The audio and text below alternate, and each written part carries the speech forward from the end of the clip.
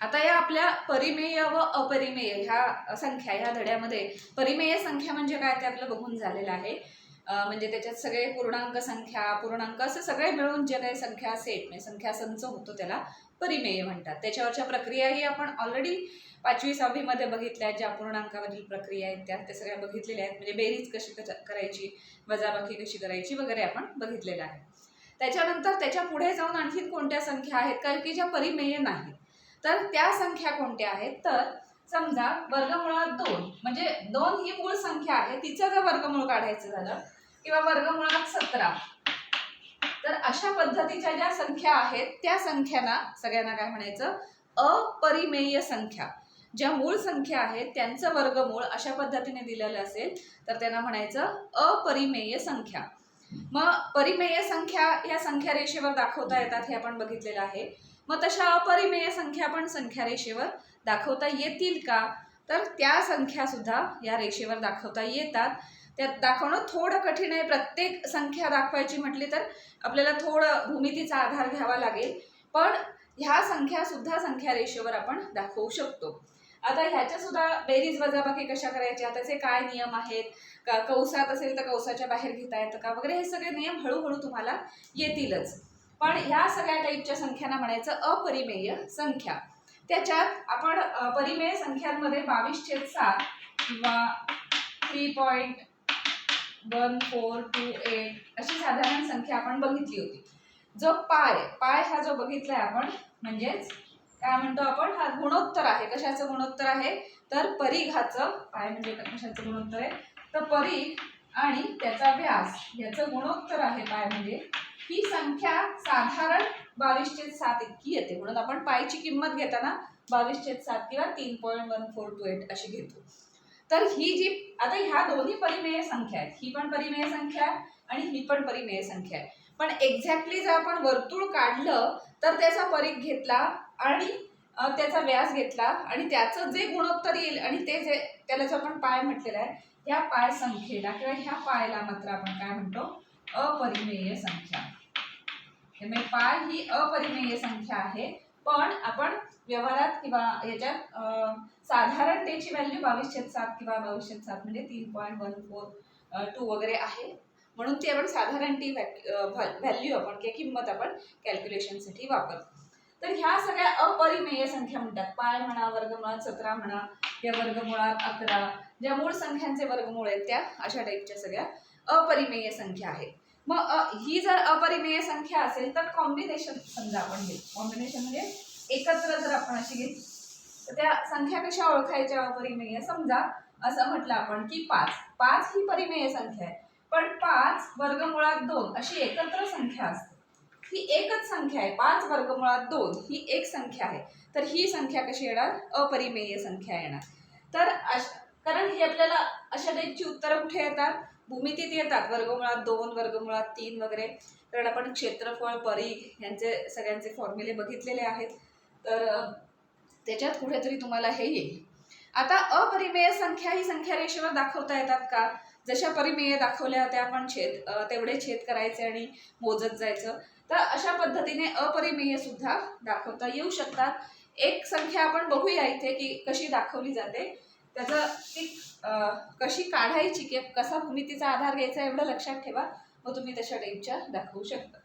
समजा ही संख्या रेषा आहे, या संख्या रेषेला इंग्रजीत म्हणतात real line, REAL, real line.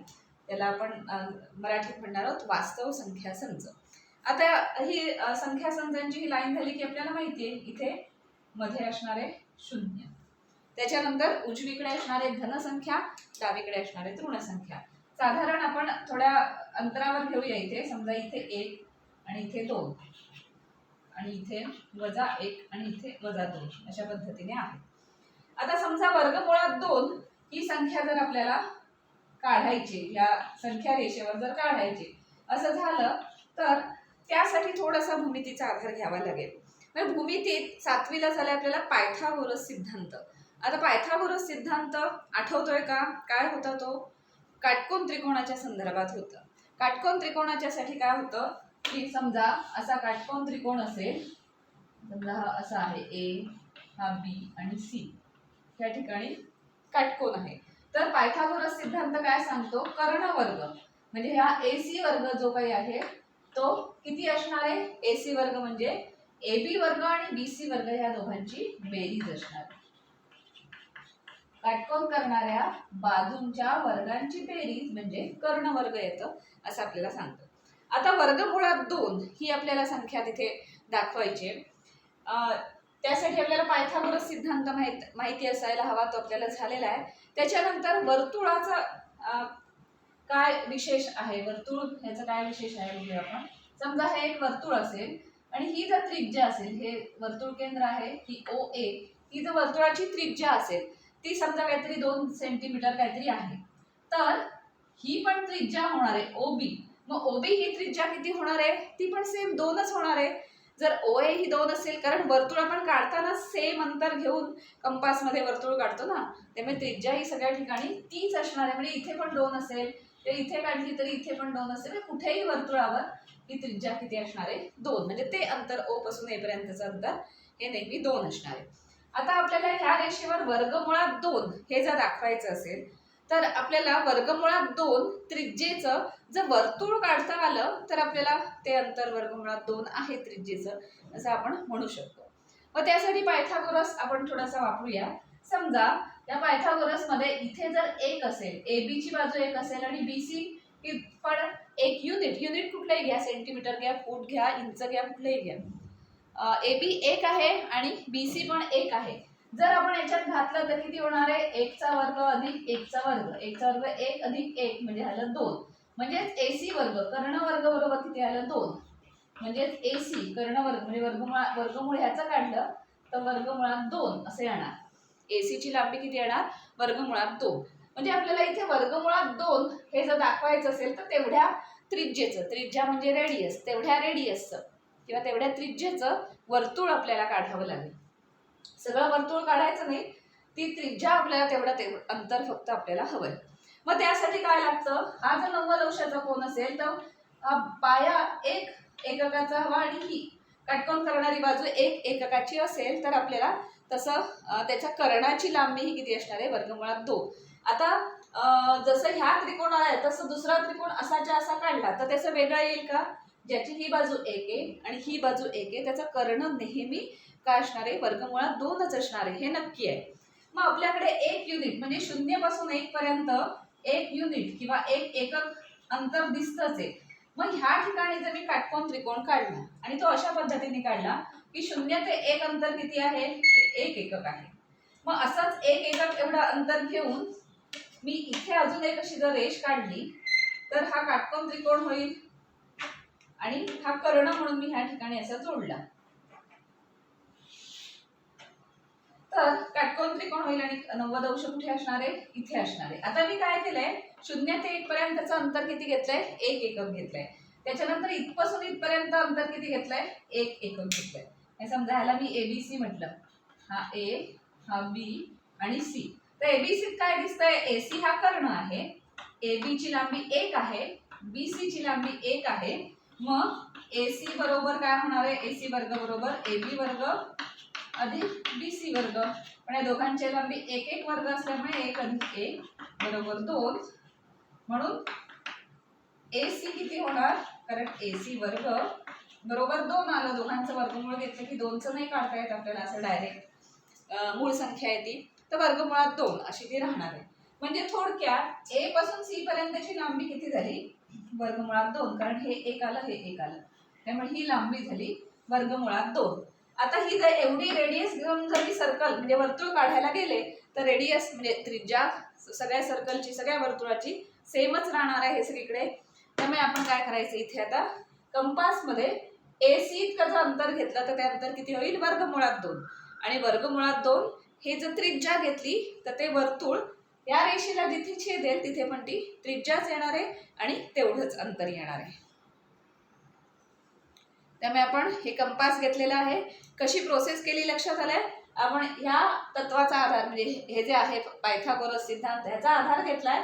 त्याप्रमाणे इथे त्रिकोण काढला, हा 1 आणि तेवढाच उंचीचा 1 काढल्यामुळे AC ची लांबी किती झाली, वर्गमुळात 2. आता असं आहे की हे कंपास कंपास छोटा आहे आणि ह्या फळ्यावर काढलेली आकृती अर्थातच खूप मोठी आहे, पण तुमच्या वहीत बरोबर बसेल ते एक एक युनिट. म्हणजे मी थोडक्यात इथपासून एवढं अंतर घेतलंय असं मी समजते आणि मग ते तेवढं अंतर काय करणार आपण, हे असं सी पासून ए पर्यंत अंतर घ्यायचं आणि हे असं वर्तुळ काढत जायचं आणि या वर्तुळ जिथे छेदेल तिथे वर्गमुळात 2 इतकं अंतर असेल. मी इथे पट्टीने घेते. हे जे अंतर आहे ते जर मी इथनं इथे आणलं, साधारण एवढं होतं ते, आलं लक्षात. एसी अंतर जेवढं आहे तेवढं कंपास मध्ये अंतर घ्यायचं आणि हे कंपास अशा पद्धतीने अशी फिरवायची. हे साधारण इथे आलंय, हे जेवढं अंतर आहे तेवढं मोजून मी इथे घेतलं तर बरोबर हे ह्या ठिकाणी हा बिंदू येतोय. म्हणजे हा बिंदू आला, हे कसं आलं, वर्तुळाचंच वर्तुळ हे मी असं कंपास फिरवली तर इथे वर्तुळ इथे होतंय, कट होतंय. म्हणजे हा बिंदू आलाय ते सी पासून या डी असं जर ह्याला नाव दिलं तर सी डी हे अंतर किती असेल तर वर्गमुळात 2 इतकं अंतर असेल. लक्षात आलंय. वर्गमुळात 2 कसं मिळवलं आपण, एसी एवढं अंतर कंपास मध्ये घेऊन असं वर्तुळ काढायला गेलं, मग वर्तुळ ह्या रेषेला जिथे छेदलं तो हा डी पॉइंट आणि हा सी पॉइंट, हे बरोबर आहे ना. इथे या ओ पासून ए पर्यंतचं म्हणा बी पर्यंतचं म्हणा कुठलंही अंतर आहे तेवढंच असतं, सेम त्रिज्या असते ना. तसं झालं, हे सी हे वर्तुळ केंद्र घेऊन काढलं की ह्या ठिकाणी तो बिंदू येतो ज्याचं अंतर सी पासून वर्गमुळात 2 इतका आहे. म्हणजे हा जो बिंदू झाला तो झाला वर्गमुळात 2 आणि हा संख्या रेषेवर आपल्याला दर्शवता आला किंवा प्लॉट करता आला. वर्गमुळात 2 कसा प्लॉट केला ते लक्षात आलंय. त्यासाठी आपल्याला थोडासा भूमितीचा आधार इथे घ्यावा लागला. पण हे वर्गमुळात 2 का, कारण 0 ते 1 हे 1 एकक आहे, 1 ते 2 हे 1 एकक आहे. मग 0 ते वर्गमुळात 2 पर्यंतचं अंतर जे आहे तिथल्या बिंदूला आपण काय म्हणणार, वर्गमुळात 2. कारण 0 पासून 2 अंतरावर आहे त्याला 2 म्हटलंय, 0 पासून 3 अंतरावर आहे त्याला 3 असं म्हटले ना. मग 0 पासून वर्गमुळात 2 अंतरावर जो आहे तो बिंदू म्हणजे वर्गमुळात 2 असा झाला. तर हा वर्गमुळात 2 आपण काढला. पुढे ह्याचाच वापर करून आपण वर्गमुळात 3 सुद्धा काढू शकतो. कारण आता आपल्याला सी पासून डी पर्यंतचं अंतर किती मिळालंय, सी डी बरोबर वर्गमुळात 2. मग पुन्हा आपण अशा पद्धतीने जर एक हे काढला म्हणजे पायथागोरसचा वापर केला आणि इथे जर एक उंचीचा पुन्हा एक इतकी उंची, इथे एक उंची, ह्याला काहीतरी आपण ई असं नाव देऊ. म्हणजे डीई बरोबर जर 1 घेतलं, सीडी बरोबर 2, डीई बरोबर 1 आणि पायथागोरस प्रमेय वापरायचं ठरवलं आपण. समजा इथून इथे आता जोडूया सी ला. तर सीई हे अंतर कसं काढणार आपण, पायथागोरस प्रमेयाप्रमाणे. मग पायथागोरस काय सांगतो की सीडी वर्ग अधिक डीई वर्ग बरोबर काय होणार आहे, सीई वर्ग. कारण सीई हा कर्ण आहे पण सीडी ची लांबी वर्गमुळात 2 आहे त्याचा वर्ग अधिक डीई चा वर्ग म्हणजे 1 वर्ग बरोबर सीई वर्ग. असं ते उत्तर आलं पाहिजे. याच्यावरून सीई काढायचं झालं तर किती मिळेल आपल्याला बघूया. तर वर्गमुळात 2 चा वर्ग किती येतो, 2. म्हणजे 2 अधिक 1 चा वर्ग किती आला, 1 बरोबर किती आला, सीई वर्ग. म्हणजे 3 बरोबर सीई वर्ग आला. म्हणून काय मिळालं आपल्याला, वर्गमुळात 3 दोघांची वर्गमुळ घ्यायची की सीई हे अंतर मिळेल. म्हणजे सी पासून ई पर्यंतचं अंतर किती आहे, वर्गमुळात 3 आलंय. का, कारण आपण हा असा पायथागोरस थेरम आपण इथे असा वापरला. पायथागोरस सिद्धांताप्रमाणे आपल्याला जर इथलं सी पासून डी पर्यंतचं अंतर जर वर्गमुळात 2 इथे आपण काढलंय ऑलरेडी, इथे आता शोधून काढलंय, वर्गमुळात 2 असेल तर सी पासून ई पर्यंतचं किती आलं, वर्गमुळात 3 आलं. मग पुन्हा तेच करायचं, सी हे केंद्र घ्यायचं कंपास मध्ये, सी पासून ई पर्यंतचं अंतर कंपास मध्ये तेवढं घ्यायचं आणि अशा पद्धतीने त्या अंतराचं असं वर्तुळ काढायचं. ते वर्तुळ इथे कुठेतरी जाऊन असं छेदेल आणि मग त्याला काय म्हणायचंय, वर्गमुळात 3 हा बिंदू तुम्ही तिथे प्लॉट करू शकता किंवा दर्शवू शकता. तर वर्गमुळात 3 किंवा वर्गमुळात 5 वर्गमुळात 7 कुठल्याही मूळ संख्येचं तुम्ही असं एक एक करत पुढे तुम्ही जाऊ शकता. त्यासाठी प्रत्येक वेळेला तुम्हाला पायथागोरस सिद्धांत मात्र वापरावा लागेल. तर अशा पद्धतीने आपण अपरिमेय संख्या ह्या संख्या रेषेवर दर्शवू शकतो. मग संख्या रेषेवर नक्की किती संख्या आहेत, कारण त्याच्या नैसर्गिक संख्या आहेत, त्याच्यानंतर पूर्ण आहेत, पूर्णांक आहेत, परिमेय संख्या आहेत आणि अपरिमेय संख्या आहेत. तर ह्या इथपर्यंत ज्या सगळ्या संख्या ह्या संख्या रेषेवर आहेत या सगळ्या संख्यांना मिळून म्हणतात वास्तव संख्या संच. परिमेयपर्यंत बघितल्या. त्या अपरिमेय म्हणजे वर्गमुळात 2, वर्गमुळात 3 टाईपच्या ज्या आहेत पाय वगैरे, त्या अपरिमेय पण आपण बघितल्या. ह्या सगळ्यांना मिळून तयार होणारा अजून एक मोठा संख्या संच आहे, त्याला म्हणतात वास्तव संख्या संच. आत्ता आपल्याला कळलं की हा वास्तव संख्या संच याचं नाव आहे, आणि तो वास्तव संख्या संच हा ह्या अशा लाईनवर म्हणजेच ह्या रेषेवर दाखवता येतो. ह्याला वास्तव संख्या रेषा असं म्हणतात. ही रेषा वास्तव संख्या रेषा आहे, रिअल लाईन इंग्लिशमध्ये म्हणायचं. तर तो हा संख्या संच याच्यावर दाखवता येतो. या संख्या सगळ्या आपण अगदी 3री 4थी पासून वापरलेल्या आहेत. त्याची बेरीज वजाबाकी वगैरे बऱ्याच प्रक्रिया केलेल्या आहेत. पण त्या आता कशा कशा आहेत, कोणत्या कोणत्या गटात कोणत्या संख्या आहेत ते आता आपल्याला झालंय. तर ह्या सगळ्यांना मिळून म्हणायचं वास्तव संख्या संच. त्याच्या पुढे आपण ह्याच्या प्रक्रिया पण बघणार आहोत. म्हणजे अशा जर वर्गमुळात आल्या, मूळ संख्या घनमुळात आल्या तर ते कसं सोडवायचं, कसं त्याचा गुणाकार करायचा, गुणाकार होतो का, म्हणजे ते सगळं आपल्याला नंतर येणारच आहे. तर ह्या धड्यात आपल्याला परिमेय आणि अपरिमेय अशा संख्या होत्या. तर परिमेय म्हणजे काय ते लक्षात आलंय, आणि अपरिमेय म्हणजे ह्या, आणि त्या अशा पद्धतीने दर्शवता येतात. सगळ्या संख्यांना मिळून म्हणायचं वास्तव संख्या संच. म्हणजे थोडक्यात आता आपल्याला असं कळलं की सगळ्यात लहान कोणता आहे, नैसर्गिक. लहान म्हणजे त्याच्यातही अगणित संख्या आहेत, पण त्यातल्या त्यात लहान नैसर्गिक संख्या संच आहे. त्याच्यापेक्षा थोडासा मोठा कोणता आहे, डब्ल्यू म्हणजेच पूर्ण संख्या संच. त्याच्यापेक्षा थोडासा कोणता मोठा आहे तर पूर्णांक म्हणजे इंटीजर संख्या संच. त्याच्यापेक्षा मोठा संख्या आहे रॅशनल नंबर्स. रॅशनलला क्यू हे आहे, लक्षात ठेवा, लेटर क्यू आहे.